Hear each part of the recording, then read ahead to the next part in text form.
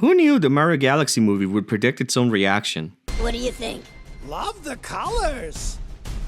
It's trash. How dare you look at my masterpiece and say that? I'll burn the skin off your bones! The Super Mario Galaxy movie premiered on April 1st, 2026, and based on its reception by fans, critics, and general movie audiences, I think this was the perfect release date since it seems everyone wishes this movie was an April Fool's joke. I watched it on Good Friday with a friend, and walking out of the theater, we were both kind of baffled and underwhelmed. The more we talked about this movie, the more it started pissing us off. Me, mostly. I usually go into details about how and why a certain piece of media works, so there will be spoilers. However, I will give a general overview for the Super Mario Galaxy movie first before diving into those details. I'll give a spoiler warning before I do.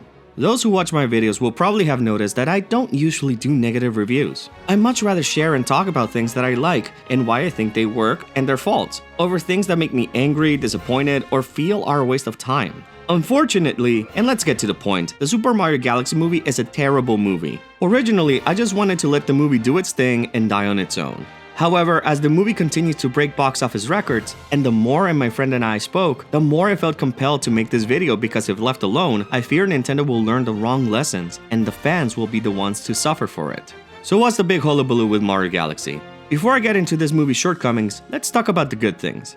The animation in the Super Mario Galaxy movie is amazing. It's bright, colorful, fluid, and there's even variety with some 2D animations as well as pixel animation. There is one scene where Bowser puts on a puppet show for Bowser Jr., and this is also how the end credit sequence looks like, where I genuinely wasn't sure if it was done with mixed media, basically wondering if the puppets were real and mixed this IRL footage with the movie's 3D animation. I've also seen people praise the sound design for this movie.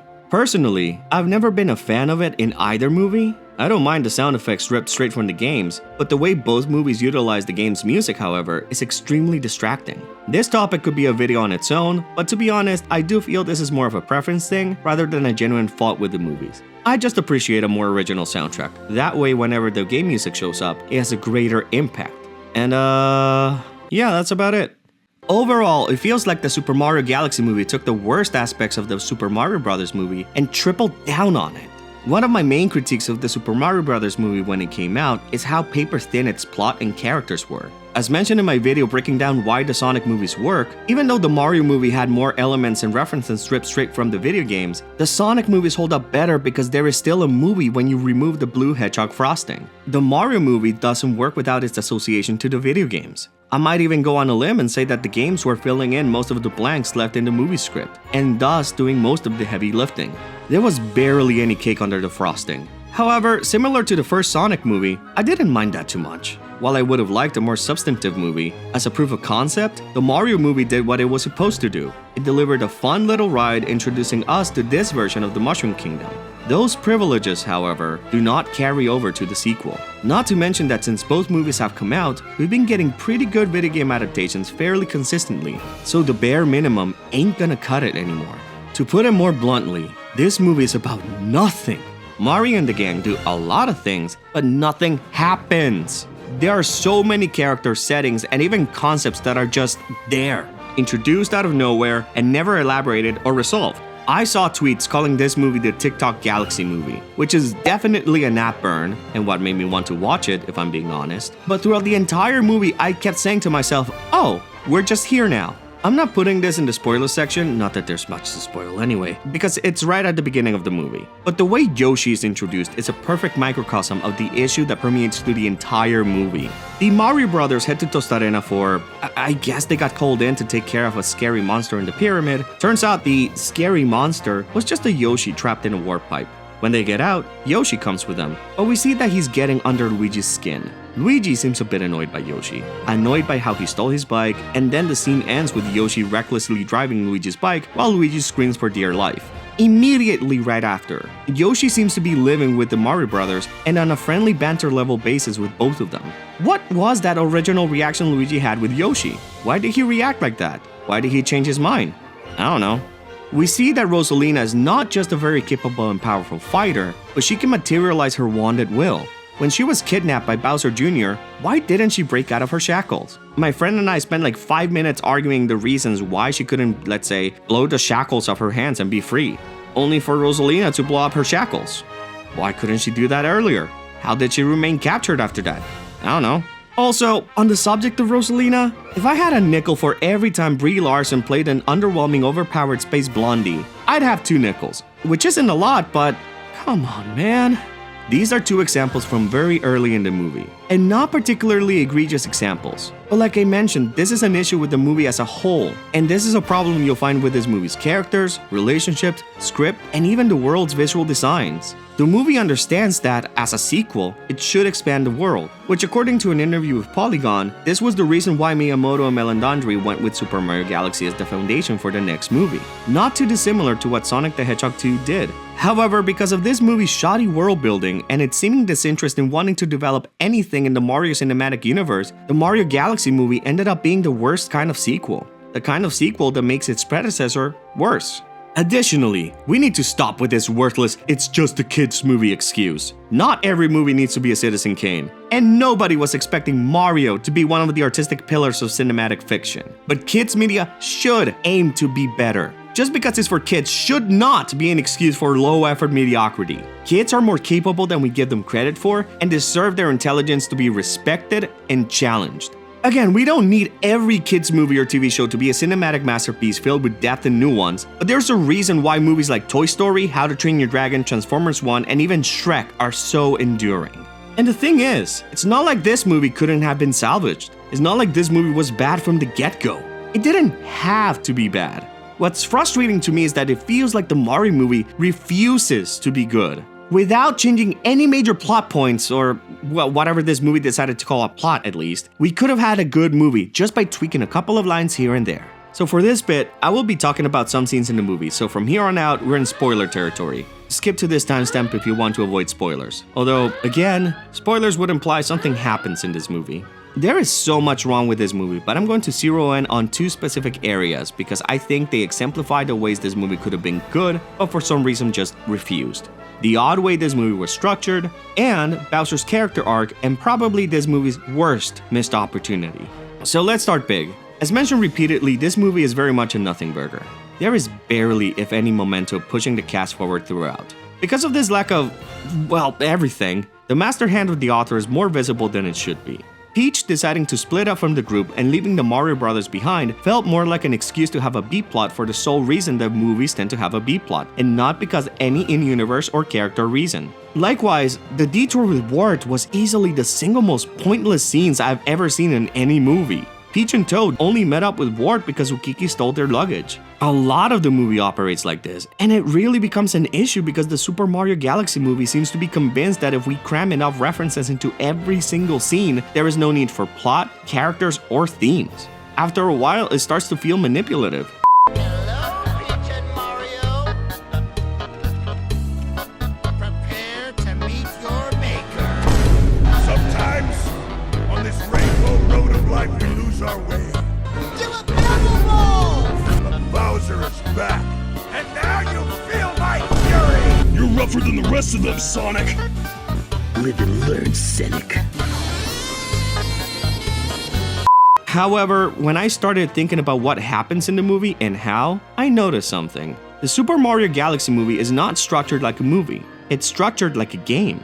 If we think of each location as a level, we have the opening scenes and the Mushroom Kingdom as the tutorial and early levels, the Bowser Jr. Rescue as a boss level, Gateway Galaxy and the Underground Casino as a different level, and Wart as the mini-boss, the R-Wing Flight as a Star Fox minigame, etc. The reason it's been historically hard to adapt video games into movies is because the audience has an active involvement in the game's storytelling. This allows video games to convey their stories through more exploratory means like environmental storytelling, or have a bare bones / simple plot, because the player fills in all the character blanks as they embody them. Film cannot do that, and filmmakers have struggled with this particular aspect.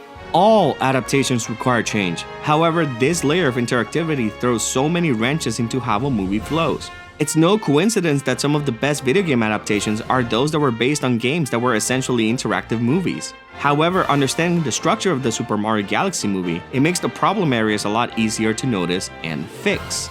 For example, at the climax of the story, Mario just finds a red star and becomes Flying Mario.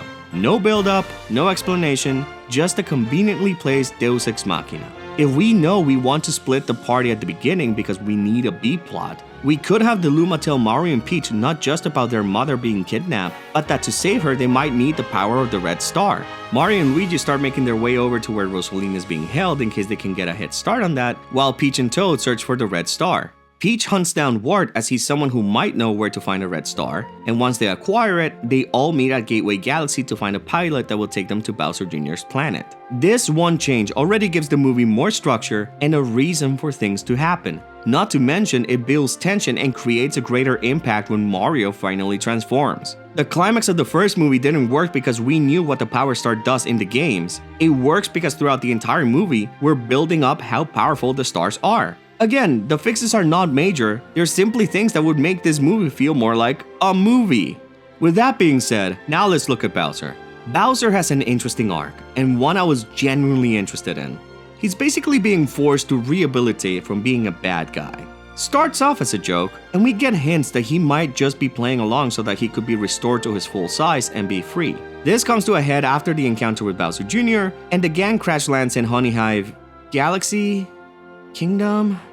Does the movie even know? Whatever. Mario is tricked into hitting Bowser, undoing the effects of the mini mushroom. We think this is when Bowser officially betrays the Mario Brothers, but no. He gives Mario a big ol' smooch and thanks him. And from then on out, he helps the brothers out. When Bowser is with Jr., when he should be fully embracing evil, Bowser becomes hesitant. He clearly feels thrown off by Jr.'s evil, forgetting that he was the one who taught his son to be like that. Bowser's also reluctant to hurt Mario and the crew when they're flying on Fox's ship. Obviously, Bowser was always going to be a full villain by the end. We need a return to the status quo after all. Bowser legitimately did change, but the love he had for his son and Junior's encouragement kept pushing Bowser to be his worst self. There's an element of tragedy as the friendships he started to build would inevitably break. The question became, what was going to be the breaking point? Because it was a matter of time. So what was it? Yep. He's evil now, he's decided. Would Bowser scheming and tricking our heroes the entire time been a bit cliche? Sure, but it would have been at least something! In overly sarcastic trope talk on plot twist, Red breaks down what makes good and bad plot twist. Among the bad types of twist mentioned is if the twist is more boring than the non-twist plot. I'm talking about Bowser's character arc as if it were a plot subversion, but this is even assuming the writers wanted to elicit any emotion out of the audience at all. And again, I feel the fix was right there! Here's a theme they could have followed up with: parenthood. Mario's inferiority complex in the first movie was implicitly caused by his daddy issues. And the only scene in that entire movie that even alludes to some sort of theme is Donkey Kong and Mario empathizing over their daddy issues as they both feel like they have high expectations to live up to. Until that goes nowhere. I'm starting to sense a pattern here. Bowser's relationship with Bowser Jr. and how he wants to be a good parent for his kid, and Rosalina's mother-coded relationship with the Lumas at the Comet Observatory, Mario Galaxy is chock full of parental-type characters. Let's say, after Mario tells Bowser how Jr. tried to free him, meaning that he obviously wants to see him, given what Mario's relationship with his father was, could be what helps him and Bowser start seeing eye to eye. Up until this point, Mario has been antagonistic to Bowser, and this scene could be the equivalent of that scene with Donkey Kong in the first movie. Bowser in the games was an orphan raised by Kamek. He could mention that to Mario and tell him how he knows he's been a deadbeat dad, but that he's trying to give Junior the life he never had.